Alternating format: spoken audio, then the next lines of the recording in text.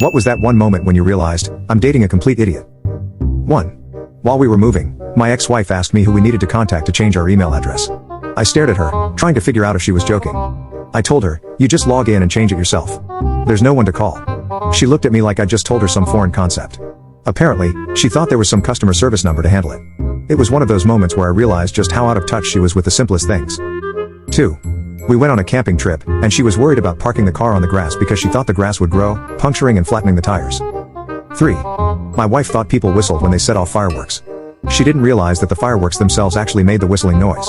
That was one of her more harmless moments of cluelessness. 4. My girlfriend refused to eat basil the first bought from the grocery store because it was still a full plant. I kept it outside, but she insisted it was dirty food. When I asked her where she thought farmers kept produce, she told me they had special areas where food was sterilized. My plant, in her words, was not food grade. I just stared at her, speechless, unsure how to respond. 5. I found out she was eating half-cooked pre-made pot pies because she broiled every meal in the oven instead of baking it. She complained that her oven always burnt the tops but left the bottoms doughy. And yet, she'd eat the uncooked dough anyway. 6. Girl I was dating was making nachos and shredding cheese.